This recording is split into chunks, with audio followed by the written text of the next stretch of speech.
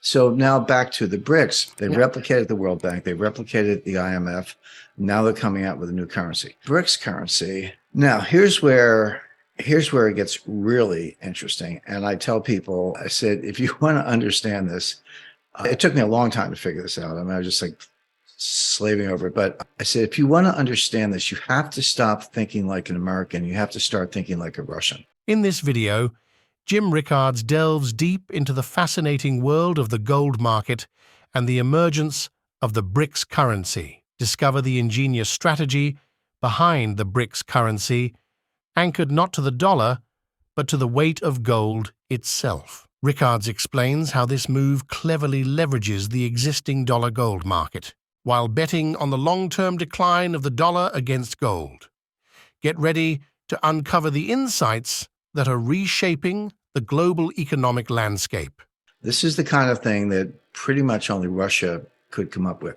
So what is the BRICS currency? And by the way, I don't know if they're going to call it a brick. I'm saying brick for convenience. It doesn't matter what they call it, but I just call it a brick for the time being. But they'll come up with a name. Who knows? The value of the brick is not determined with reference to any other currency. It's determined with reference to gold by weight of gold. And I don't know the weight. They'll pick one. But again, it doesn't matter because now we're back to Aristotle's transitive law. This is the key. This unlocks the whole thing because Aristotle said, you know, if A equals B equals C, then A equals C. The B can drop out. It's not even arithmetic. It's logic. It's called the transitive law. I'm certain Aristotle invented it. If any Greek scholars know an earlier source, let me know. So what the BRICS have done is they have dodged the biggest bullet, the thing that caused Bretton Woods ultimately to fail, the thing that potentially stands in the way of all this. They've defined their currency by weight of gold. Now, a weight of gold has a dollar value, right? So A equals B equals C. One brick equals one, could be an ounce or a kilo, it doesn't matter. Call it an ounce. One brick equals 1 ounce of gold equals today, 1970. Well, through the transitive law, drop out the B and one brick equals 1970, $1,970. But that's constant. I mean, that logic works for a moment in time, but it's not fixed because the price of gold is going to fluctuate daily, minute by minute, right? So what's going to happen is the dollar gold, call it exchange rate, the dollar price of gold. So the LBMA, the COMEX, the London Metals Exchange, JP Morgan, unallocated forward contracts, the whole huge gold market in dollars is still going to exist. In fact, the BRICS want it to exist. And if I could just digress for 1 minute, I've never seen an international monetary economic problem that has created more confusion. I won't say misinformation, that's a little trite, but just confusion or maybe deliberate hyperbole than this one. Because let me tell you what this is not. I'm going to tell you what it is, but it's important to know what it's not. This is not the petro yuan. This is not the petro ruble. This is not a gold-backed yuan. This is not a gold standard. This is not the end of the US dollar. It's not the end of the euro. It's not the end of the world. It's not any of those things, but that's what everyone's running around on websites or whatever shouting about. It's none of those things. In fact, quite the opposite. And this is where the Russian mentality comes in. The BRICS want the dollar to be around. They want the dollar gold market to exist because they get the free ride. The dollar has to do all the dirty work in the gold space, and BRICS get the free ride. By declaring one brick equal to a weight of gold, again, weight's the key, they just let the dollar gold market go wherever it goes, and the brick is worth an ounce or whatever, kilo, whatever. And yeah, the dollar equivalent under the transitive law changes, but they're not pegged to the dollar. They're not fighting that fight. In other words, the BRICS get to free ride on the dollar gold system. And they want that system. They don't want it to go away because they get the benefit of a gold value. Now think of what the BRICS don't have to do in this scenario. They don't have to buy gold. They don't even have to own gold. They do, but no one in the world has enough gold to back a currency. This currency, the BRIC, will not be redeemable into gold. Now maybe there's a dealer somewhere who will take it. That's between you and the dealer. But it's not like you're going to be able to march down to the People's Bank of China with a pile of bricks and say, give me the gold. They're not going to do it.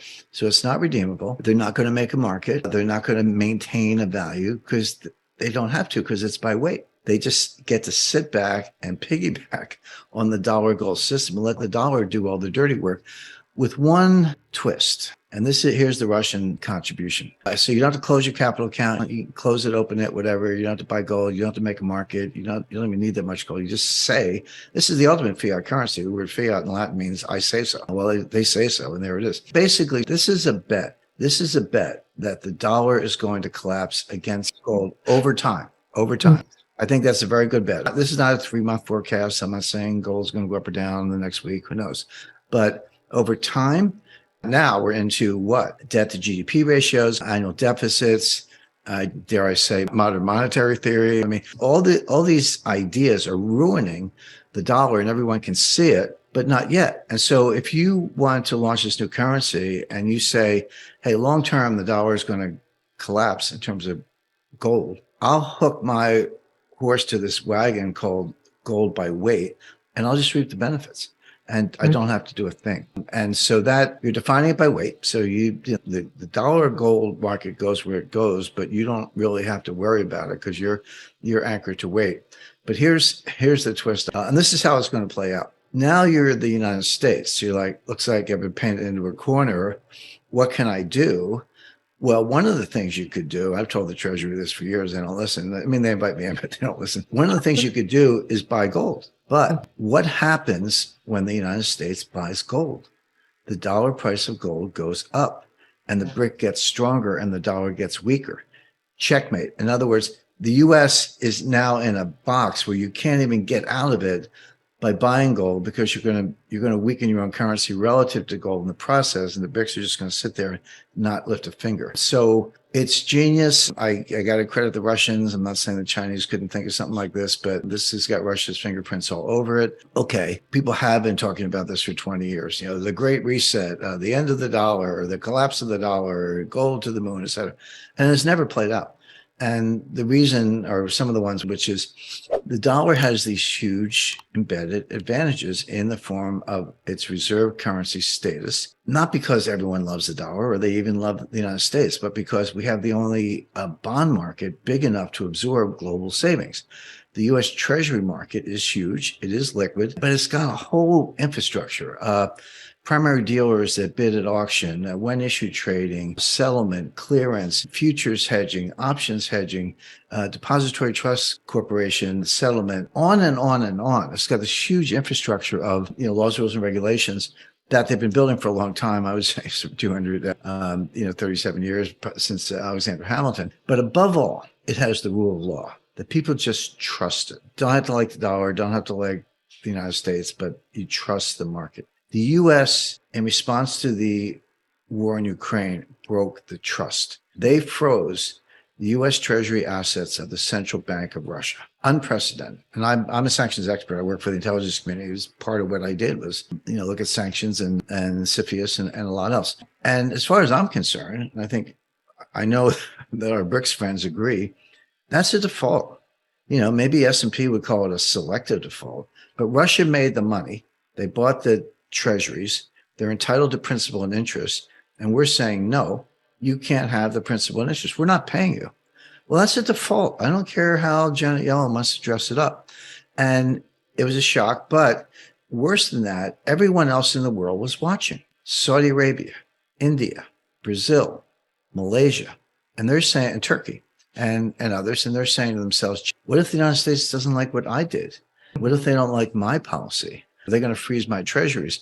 Well, until a year ago, you would say, well, of course not. They would never do that. Well, they did in the case of Russia, and they will potentially in the case of these other countries. So that was the catalyst. The idea of getting out from under the dollar, yeah, it's been around a long time. The feasibility of that was limited, capped really by the absence of a bond market big enough to absorb global savings. But now the countries are saying, well, what good is it to have my savings in treasuries if you're just going to steal them? So I'm not saying BRICS are wonderful out of the gate, but at least it's not dollars. At least it's not maintained on a digital ledger at the U.S. Treasury, and at least you can't steal it. And so that was the catalyst that drove this thing from a 17-year project to, hey, warp speed, let's get it done. How do we do it? And there we are. Thanks for watching. In Jim Rickards' latest interview, we explored the BRICS currency and its link to gold, offering fresh insights into global finance.